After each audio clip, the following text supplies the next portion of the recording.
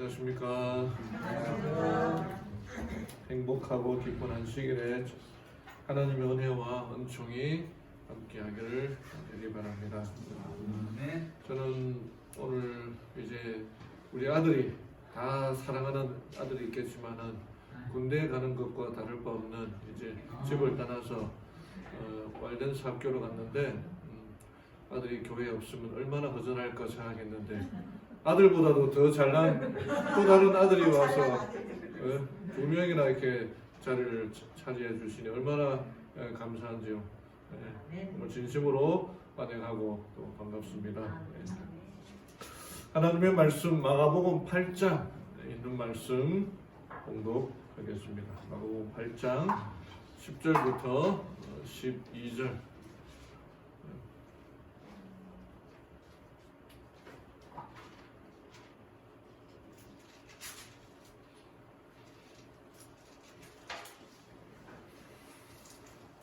마가복음 8장 10절부터 12절 짧은 말씀입니다.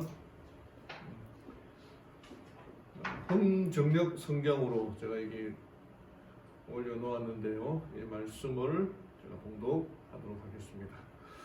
그분께서 곧 자기 제자들과 함께 배에 오르사 달마누다 지방으로 들어가시매 바리새인들이 나와 그분과 논쟁을 시작하며 그분을 시험하여 하늘로부터 오는 표적을 그분께 구하거늘 그분께서 영으로 깊이 탄식하시며 이르시되 어찌하여 이 세대가 표적을 구하는가 진실로 내가 너희에게 이르노니 이 세대에게는 아무 표적도 주지 아니하리라 하시고 라고 8장에 있는 말씀 읽어드렸습니다. 시간이 빠르다 세월이 빠르다 하는데 정말 마가복음도 엊그제 1장 시작한 것 같은데 8장을 하고 있습니다. 마가복음은 몇 장까지 있다 그랬죠? 16장. 네, 맞습니다. 16장 벌써 절반에 되어 들어갑니다. 마가복음은 지난번에 여러 번에 걸쳐서 말씀드린 것처럼 행동하는 신앙인, 생각보다 몸이 더 빠른 베드로의 이야기가 여기 베드로의 음성이 들려오는 것이 마가복음입니다.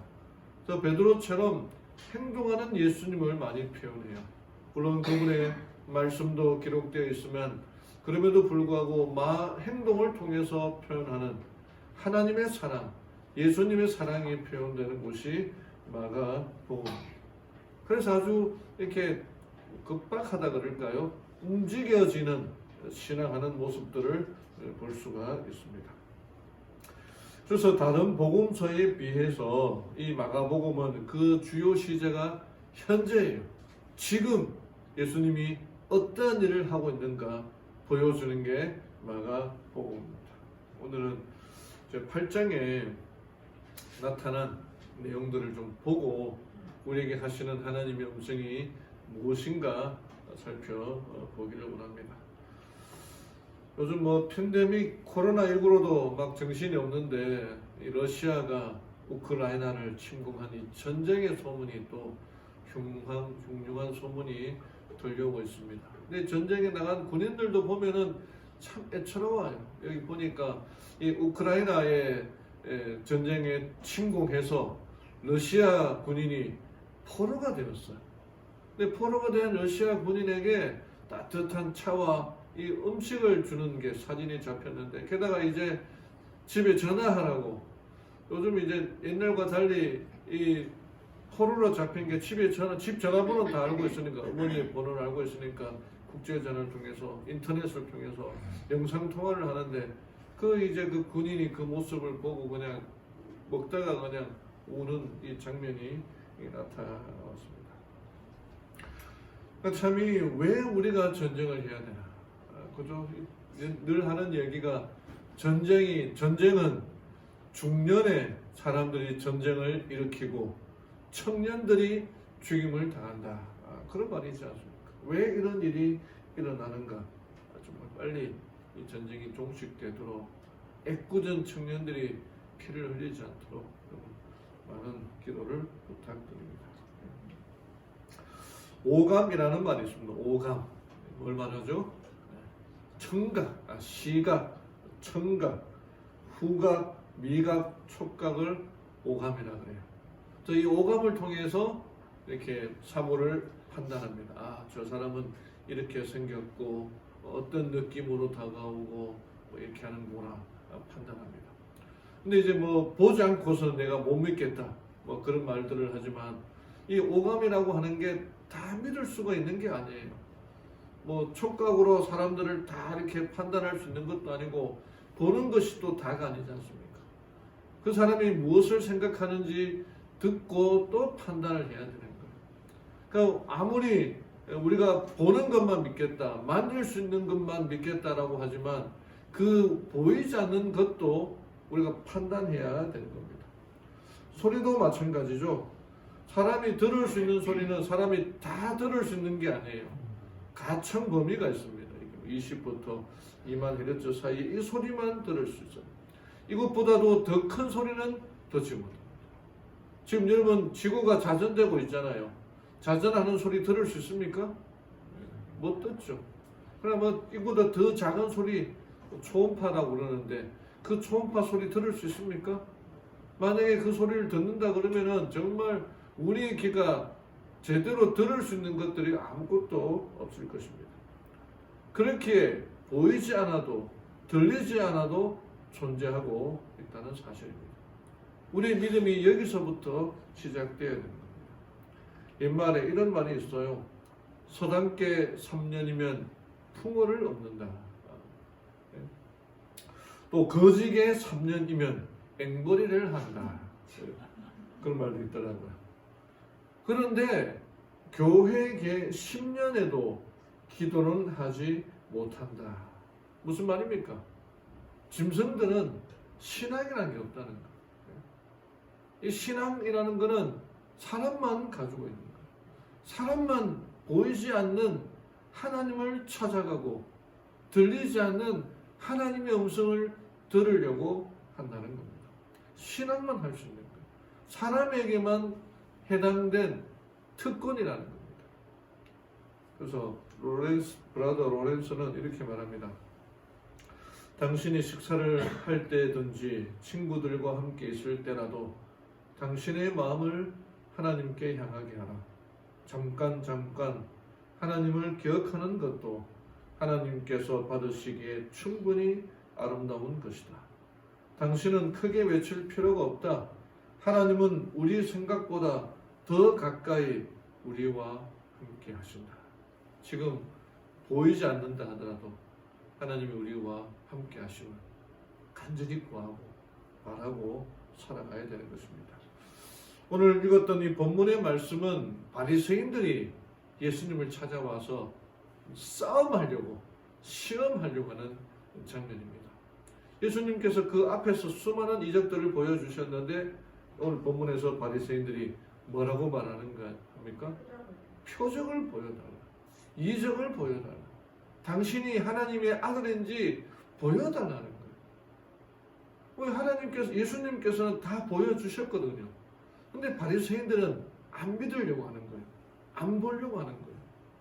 간혹 사람들이 우리가 전도할 때나 사람들이 하나님을 보여달라고 합니다. 하나님을 보여주면 믿겠다고 합니다. 이 말이 얼마나 참 어리석은 질문이냐.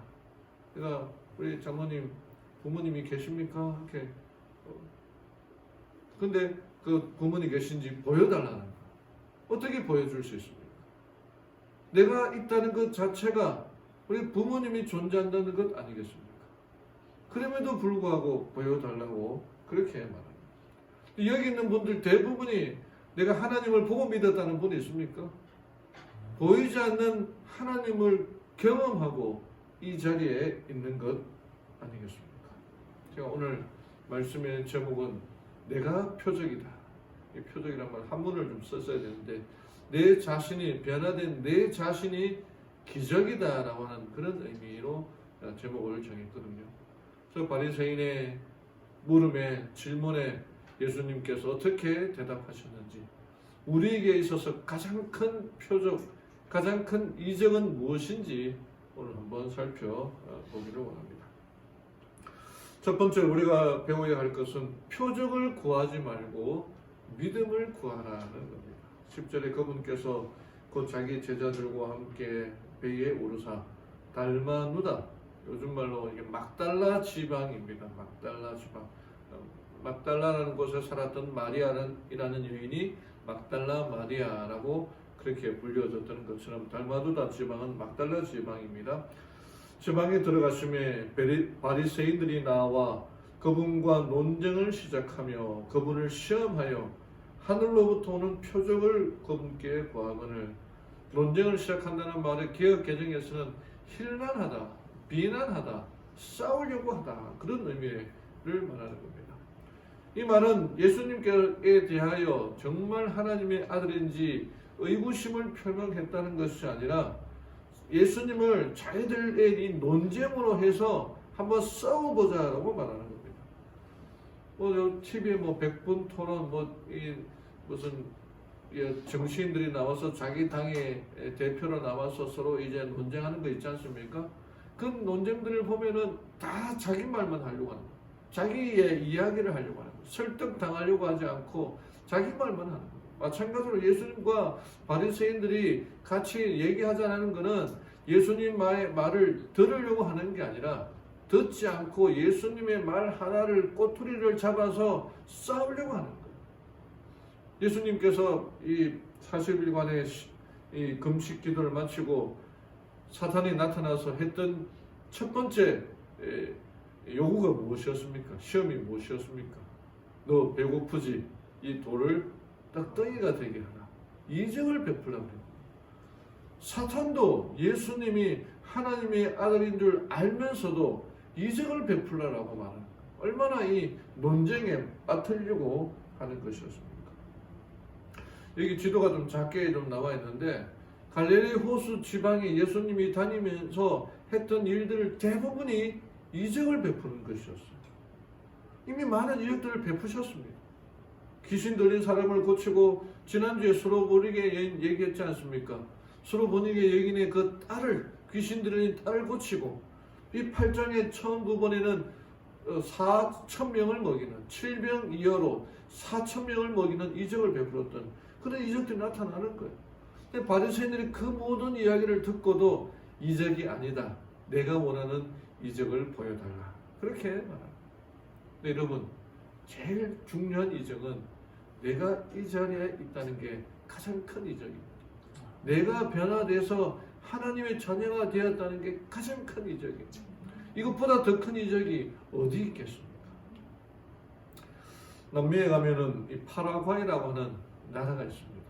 그 파라과이에 카테고라라고 하는 쓰레기 마을이 있어요. 요즘 말로 말하자면은 서울에 이제 난지도라고 쓰레기장이 있었는데 이곳에서 날마다 쓰레기 더미 속에서 쓰레기를 묻혀 살아가는 이 청소년들이 있었습니다.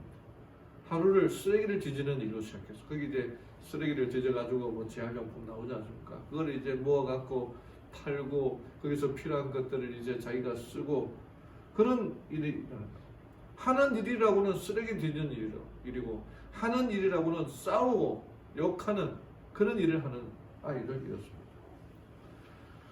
근데 그 쓰레기 마을에 환경공학자였던 파비오 차베스라고 하는 사람이 나타나면서 변화가 되기 시작했습니다. 그런 전공이 환경공학자였지만 이 불쌍하고 흥미 없이 살아가는 그 쓰레기 마을의 그 아이들에게 관심을 가지기 시작했습니다. 그들을 위하여 꿈을 찾아주기로 결심했습니다. 희망을 주기로 결심했습니다. 그래서 그 더럽고 사납고 포악하고 무식하기 짝이 없는 그 아이들에게 악기를 가르치기 시작했어요.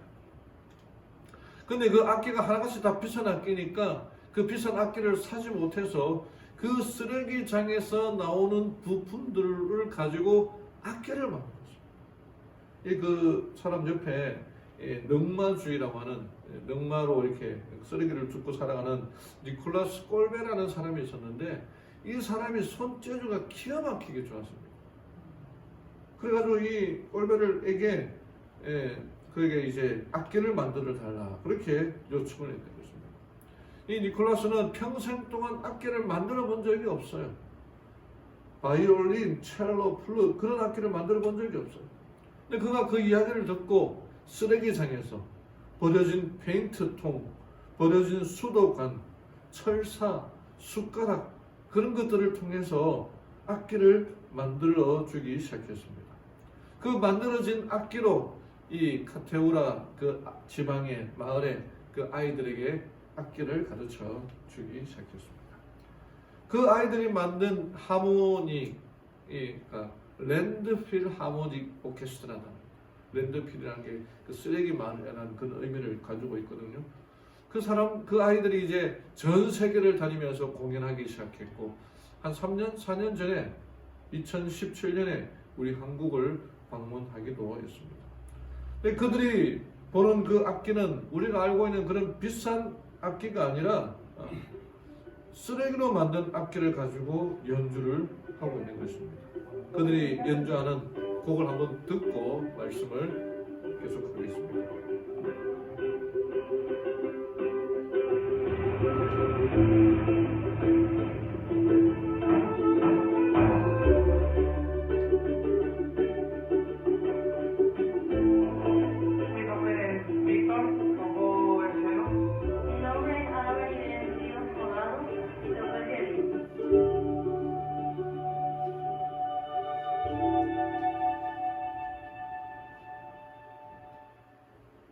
You like tango? Yeah.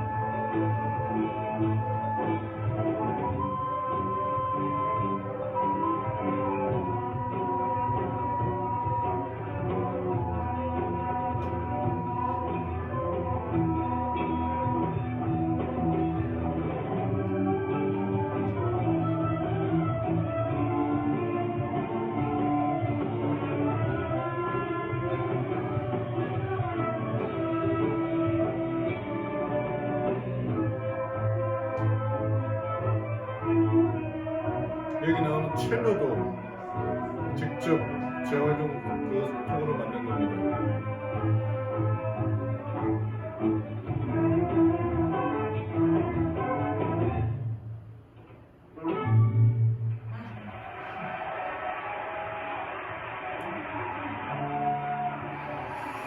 사람들은 이 오케스트라를 볼 때마다 한 폭의 가장 아름다운 그림이다라고 그렇게 표현하고 있거든요. 이 쓰레기 마을에서 기적이 일어난 겁니다. 한 사람으로 인하여 쓰레기 속에서 아이들이 변화되고 한 사람으로 인하여서 그 쓰레기들이 아름다운 소리를 내는 악기로 바뀌게 되고 우리도 마찬가지 아니겠습니까? 우리가 하나님에 대해서는 전혀 모르고 살아가다가 하나님을 알고 오늘 교과 시간에도 공부할 때처럼 내가 하나님이라는 존재를 인정하고 하나님의 은혜를 또 나누고 이 자리에서 간증하는 이것만큼 더 큰 변화가 어디에 있겠습니까? 아까 이 파비오 차베스라는 사람이 이렇게 말했죠. 세상은 우리에게 쓰레기를 보냅니다. 하지만 우리는 음악으로 되돌려 보냅니다. 정말 쓰레기만도 벌레만도 오늘 우리 저기 공부하는 그 카톡에 보니까 진흙 같은 우리를 하나님의 놀라운 지혜로 우리를 빚어주심에 감사합니다는 그런 기도문을 제가 읽었거든요. 정말 진흙 같은 우리를 아무것도 없는 생명 없는 우리를 하나님께서 빚어주셔서 이 자리에 있다는 것 얼마나 큰 기적이고 변화가 되겠습니까? 몇 년 전에 교과책에 있는 욥기 책에 이렇게 기록되어 있습니다. 우리는 보이는 것이 아닌 믿음으로 살아야 한다. 우리는 욥처럼 왜 이런 일들이 일어나는지 모르는 때라도 하나님을 신뢰하며 신실하게 그분 곁에 머물러야 한다.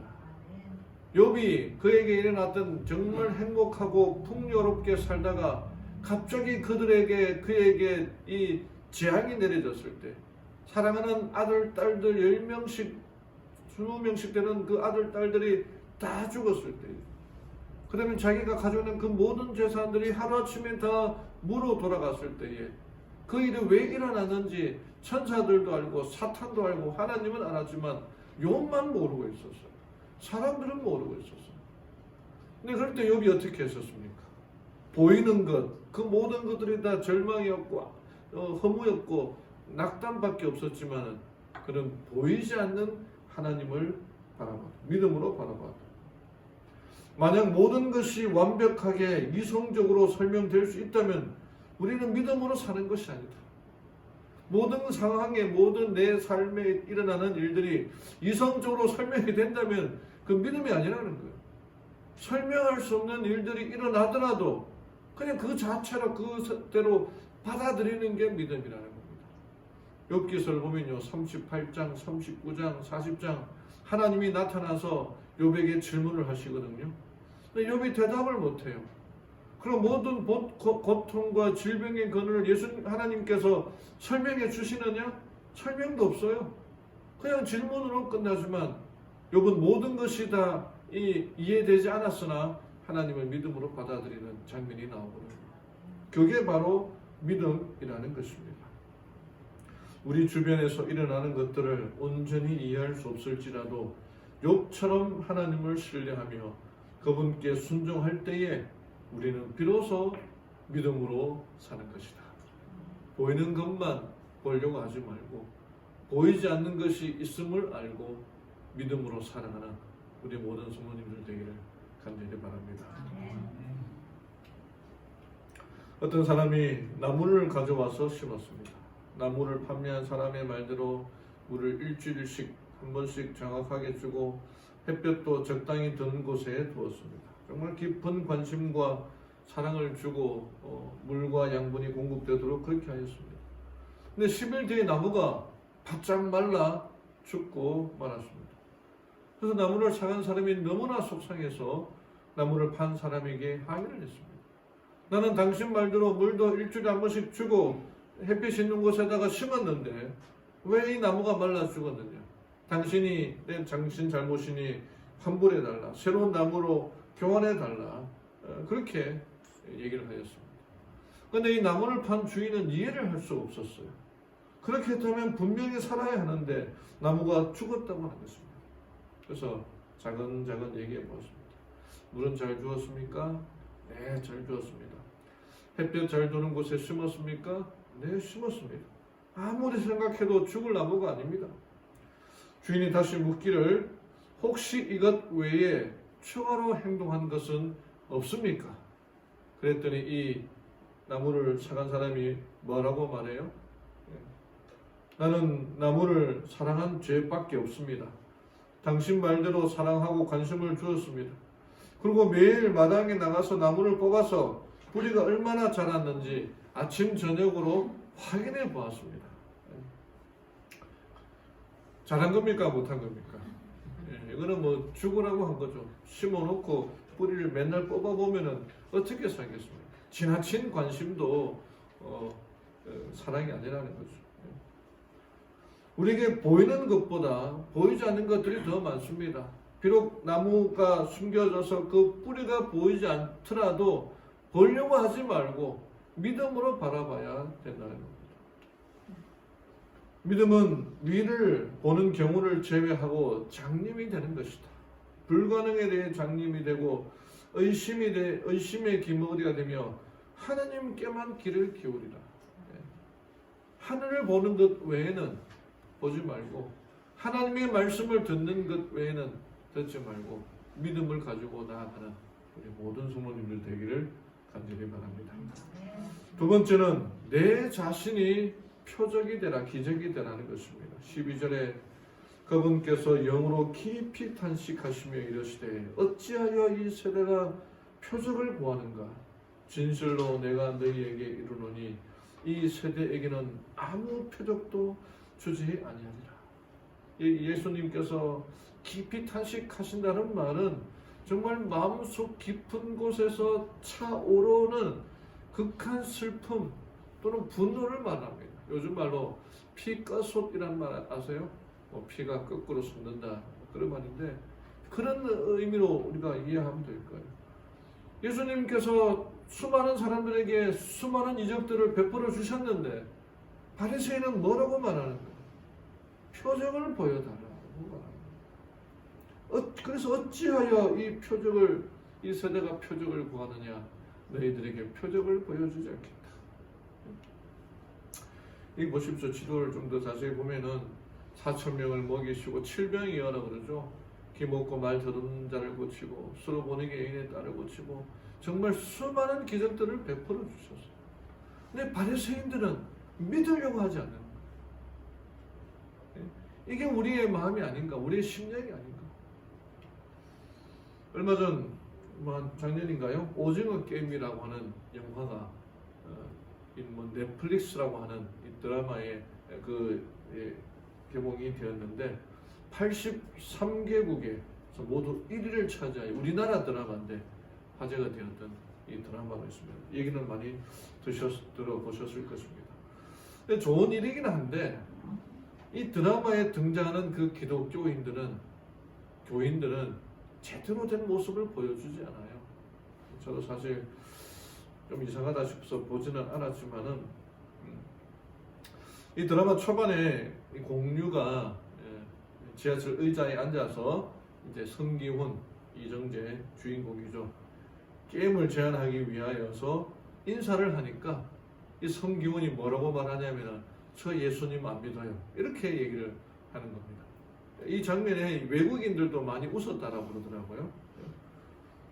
그러니까 나는 예수님 안 믿어요. 우리 집은 불교 믿고 있으니 예수 전하지 마세요라고 말합니다. 이런 극성 신자들이 있는 건 뭐 사실이지만 이 드라마에서는 기독교인들이 아주 혐오적으로 극성스럽고 이기적인 모습으로 그려지고 있어요. 여기 244번 참가자는 기독교인데 이 게임을 하면서 상대방을 죽인 다음에 감사의 기도를 하는 모습으로 묘사되는 겁니다. 오징어 게임이라는 게 여기서 이제 뭐 한 몇백 명이 참가해서 그 게임을 통해서 한 사람만 살아남는데 그 사람에게 뭐 몇억 되는 돈을 상금을 주는 게 이 드라마의 줄거리입니다. 그런데 이 244번 참가자는 한 사람을 내 경쟁자를 죽일 때마다 하나님 감사합니다. 그렇게 묘사하고 있습니다. 이는 기독교인이 있을까요? 아무리 영원하지만 없는 얘기를 꾸며서라도 하는 거지만 기독교인을 이상하게 좀 묘사를 하고 있는 거예요. 또 240번 참가자는 자기 아버지가 목사인데 어머니를 때리거나 자신을 폭행한 뒤에는 늘 기도를 했다는 거예요. 목사를 이렇게 나쁘게 표현하는 겁니다. 이렇게 기독교에 대한 트라우마와 그 졸업원 드라마 마지막까지도 멈추지 않는데 마침내 게임에서 이긴 성기훈이 결박당한 채 비오는 거리에 버려졌는데 그때 예수 천국 불신 지옥을 외치는 사람이 나타나서 그 결박을 풀어줍니다.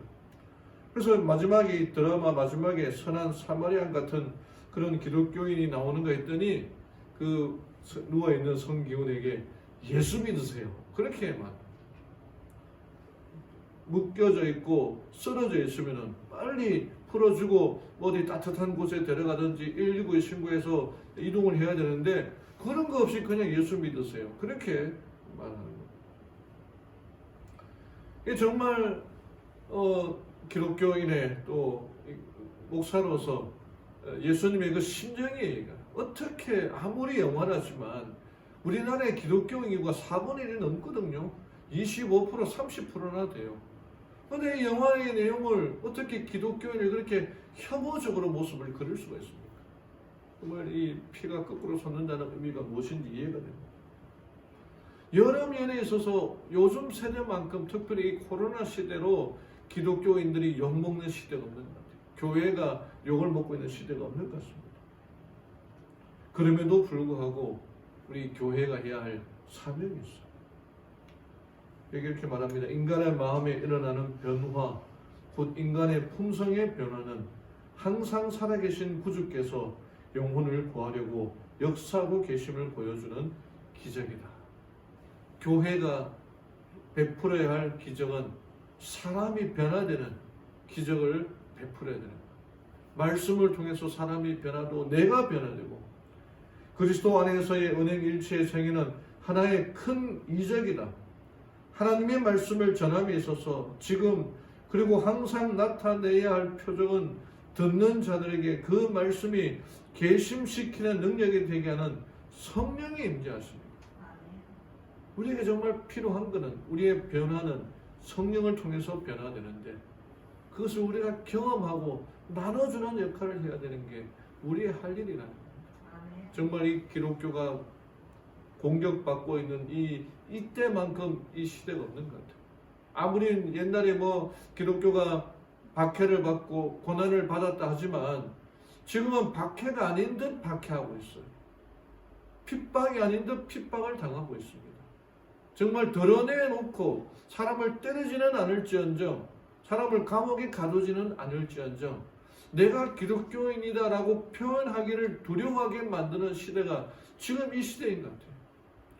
그럼에도 불구하고 우리가 해야 할 일은 이적을 베푸는 내가 변화되고 우리 성도들이 변화되고 사람의 성품이 변화되는 이 이적을 베풀어야 할 때가 지금이라는 거예요. 박진영이라는 유명한 작곡가가 있습니다. 이 사람이 뭐 한번 그 종교 집회를 했는데 그 중에 구원파 몇 사람이 포함되어 있어서 박진영이 구원파다. 요즘 말로 이제 신천지다.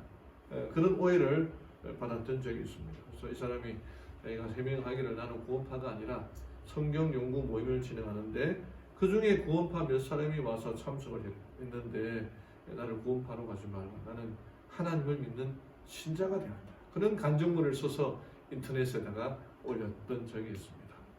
그 내용이 A4 용지로 7페이지 자기 신앙 간증을 쭉 썼거든요. 한 7페이지가 굉장히 길지 않습니까?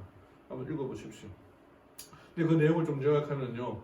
이 사람이 2010년부터 정말 잘 나가던 작곡자였고 미국에서도 음반을 통해서 가수에게 곡을 줘서 대단히 성공하고 잘 나갈 때에 어느 순간부터 자기의 마음이 공허해지더라는 겁니다. 영원한 것에 대해서 생각하기 시작했다. 자기가 뭐 돈을 뭐 몇십억 벌기로 그렇게 결심한 게 있는데 그 목표를 다 이뤘고 성공도 했고 정말 부족한 게 아무것도 없는데 그 순간 자기의 마음이 공허해지면서 영혼에 대해서 내가 이 삶을 끝나고 그 이후의 생애가 어떻게 되는가 영혼에 대해서 생각하기 시작했다는 겁니다. 그래서 이제 영혼에 대해서 생각하니까 종교에 대해서 신앙에 대해서 관심을 가지게 되었죠. 그래서 종교를 믿으려면은 아무거나 믿지 말고 내가 좀 공부를 좀 해서 믿어봐야겠다. 그렇게 해서 세상에 나와 있는 종교 경전을 끄집어내놓고 내가 누구인지 내가 왜 이 세상에서 살아와야 되는지를 설명하는 존재가 참신이라면 나를 창조한 종교가 진짜 종교다. 그렇게 생각했다는 겁니다. 당연한 얘기겠죠. 내가 창조하지 않았으면 물건을 만든 사람이 그 물건의 용도를 아는 것처럼 나를 창조한 사람이 나에 대해서 가장 잘 알 것이다. 그렇게 생각되지 않겠습니까? 그래서 세상에 나온 여러 경전들 가운데 세상을 창조했다는 경전을 찾아보니까 뭐가 있는가요? 기독교밖에 없습니다. 성경밖에. 정말 똑똑한 친구죠. 불교 경전을 봐도 없고 다른 책을 다 봐도 없는데 성경을 보니까 유일한 책이 성경이에요. 그래서 성경이 맞는지 안 맞는지를 자기가 찾아보는 거예요. 자기가 연구를 하는 거죠. 그래서 이스라엘까지 가서 학자들을 만나서 거기 있는 고대 문헌들을 연구하면서 직접 연구하면서 성경을 공부를 하기 시작했습니다. 목표는 딱 하나. 성경이 99.9%가 다 맞아도 0.01%가 틀리면 틀린 거다 라고 하면서 하나만 찾자. 틀린 것 하나만 찾자. 그렇게 연구를 했다는 것입니다. 근데 찾아봐도 틀린 게 나오겠습니까? 예상대로 하나도 나오지 않는 거예요. 그래서 머리로는 성경이 맞고 하나님이 우주를 창조하시고 나를 창조하신 것이 맞는데 머리는 인정하는데 내 마음이 뜨거워지지 않는 거예요. 내 마음. 그럴수록 더 열심히 성경을 공부를 했습니다. 그 내용들이 간증문에 적혀 있거든요. 그러다가 자기가 포기하지 않고 나중에 포기할까 하다가 오히려 이 사람이 성경을 더 많이 가르쳤다는 겁니다. 자기가 아는 성경을 마음이 뜨겁지도 않으면서도 머리로 알고 있는 성경을 그렇게 가르쳤다는 거예요. 그러다가 2017년 여기에 어느 날 성경을 공부한 지 7년이라는 세월이 흐른 2017년 4월 27일 밤 10시 히브리서 10장 10절을 읽는데 우리가 지금 성경 교과 공부하고 있는 거 아닙니까? 10장 10절을 읽는데 이 뜻을 좇아 예수 그리스도의 몸을 단번에 들이심으로 말미암아 우리가 거룩함을 얻었노라라는 구절에 우리라는 말 속에 내가 들어있다는 것을 알았다. 그 전에도 몰랐다는 것은 아니지만 그 전에 알았다는 말과 지금 알았다는 말은 다른 뜻이었다. 머리로 논리적으로 이해하게 된 것과 마음에서 사실로 믿어진 것의 차이였다. 사실 머리로는 그래 이 말 맞다 하지만 마음으로는 공감하지 않는 경우가 많잖아요. 사람들하고 이제 얘기할 때도 그 사람의 말이 맞는데 왠지 마음이 안 가. 그런 일들이 있지 않습니까? 그런 경우였습니다. 다시 말해 믿으려고 애쓰는 것과 믿어버린 것의 차이였다. 그렇게 믿으려고 애를 쓸 때는 안 믿어지던 것이 그냥 한순간에 믿어졌다. 반대로 안 믿어보려고 의심해 보려고 해도 잘 되지 않았다. 그때서야 알았다. 성경에 왜 믿음은 하나님이 주시는 것으로 표현되어 있는지. 믿음도 누가 주는 거라고요? 하나님께서 주시는 것입니다.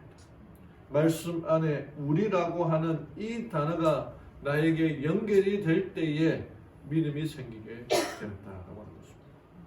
변화되는 게 기적이에요. 이 사람이 글을 읽고 우리 교단의 한 목사님이 이 간증을 읽고 이 사람은 안식일 교인이다. 성경을 연구하면은 안식일 교를 알게 되지 않겠습니까?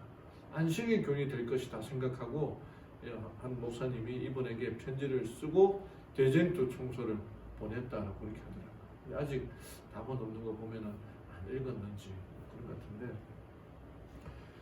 하나님께 기적을 보여달라고 하기 전에 내가 변화되는 믿음을 달라고 기도하는 게 제일 빠르다는 것입니다.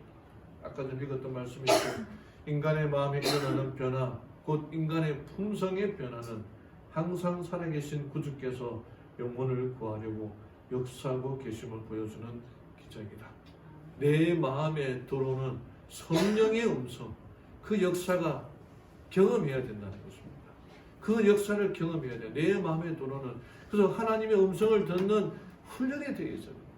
아무리 사소한 것들이라도 마음에서 울려 퍼지는 그 음성을 듣는 훈련을 해야 되는 게 우리 그리스도인들 기적을 경험하고 표적을 경험하기 위해 되는 것입니다. 사랑하는 우리 성도 여러분, 예수님이 이 세상에 오셔서 나를 위해 돌아가신 그 놀라운 표적을 잊지 말고 주의 안에 살아가기로 결심하는 우리 성도님들 되기를 바랍니다. 표적을 구하지 말고 믿음을 구하는, 믿음도 예수님이 하나님 우리에게 주시는 선물 아닙니다. 믿음을 구하는 그리스도인이 되기를 바랍니다. 예수를 통해 내가 변화되는 것이 최고의 기적입니다. 예수 믿고 신앙인이 되어 믿음의 용사가 되어 살아가는 우리 모든 성도님들 되기를 바랍니다. 말씀을 마치겠습니다. 하늘에 계신 하나님 아버지, 우리 주님께서 이 땅에 오셔서 우리를 위하여 대신 돌아가신 그 십자가만큼 놀라운 기적이 어디에 있습니까?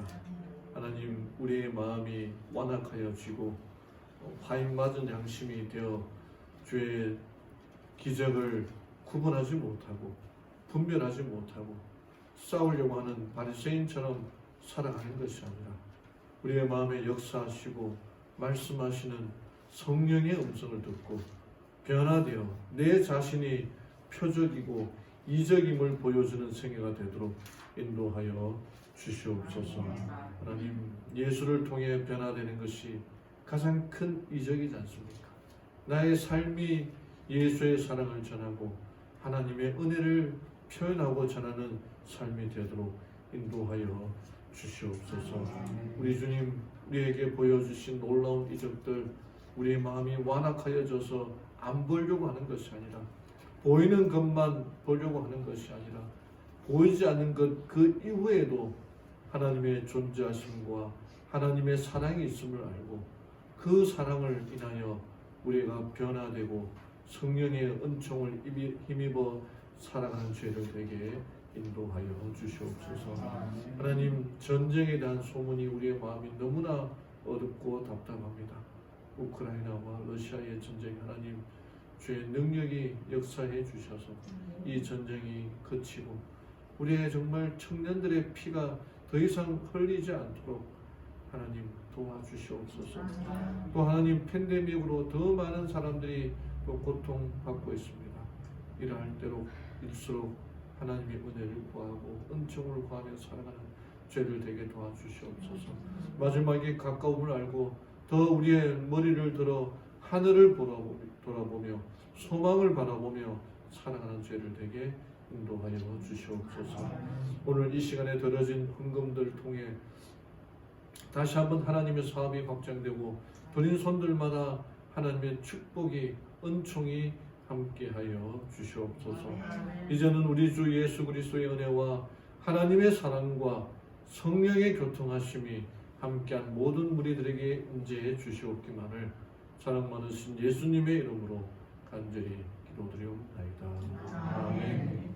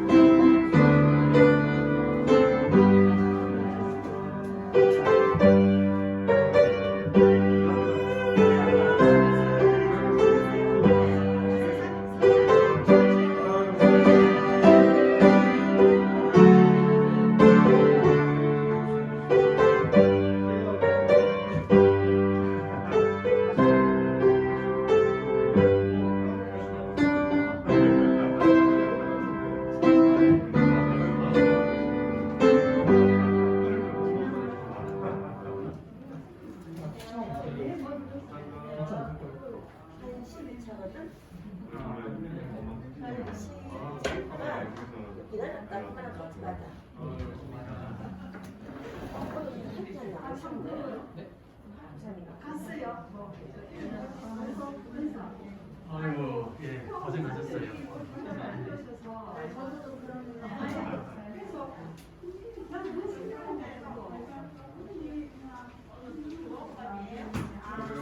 근데 오늘 뭐 이거 자신이 하다 보니까 그렇다네요.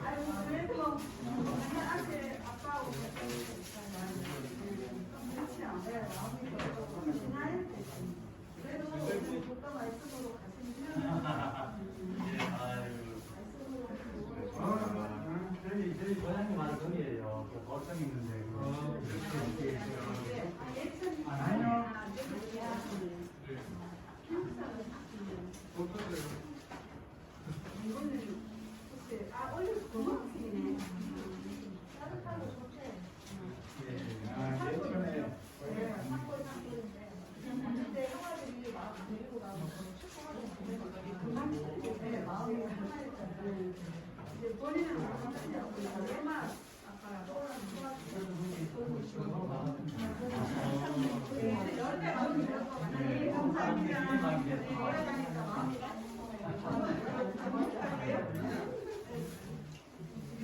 제 거도 여기 주십시오, 제 거. 제 거도 여기 사진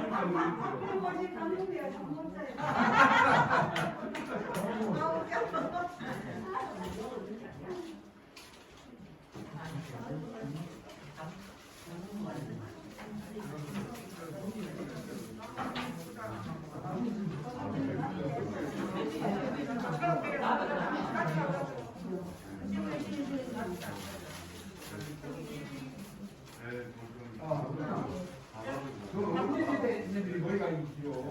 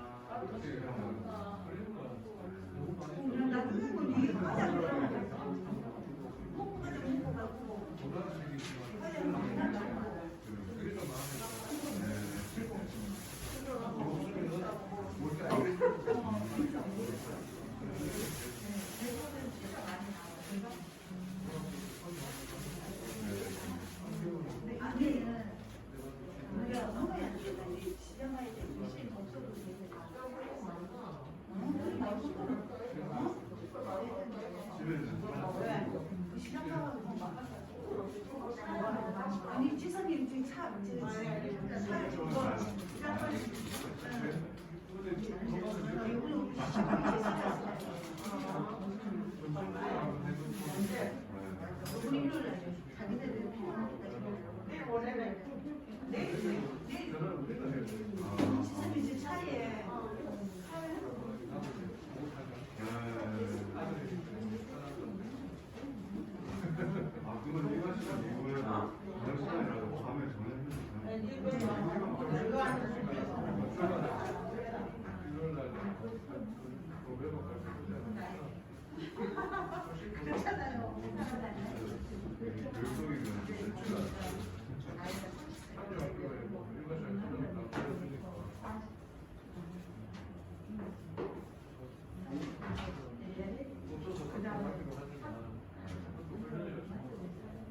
그런데 아니면 언제 나는 뭐 돼야지 행복하지 안 하고 살 수도 하지.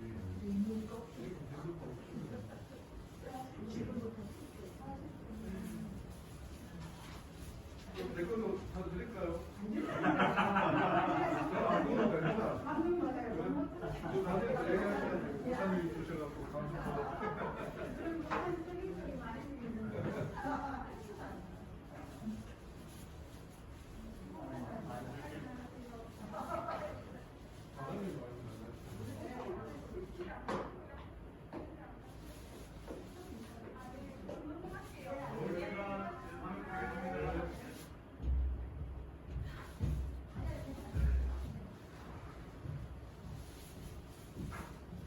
아이고 아쉽게 많아.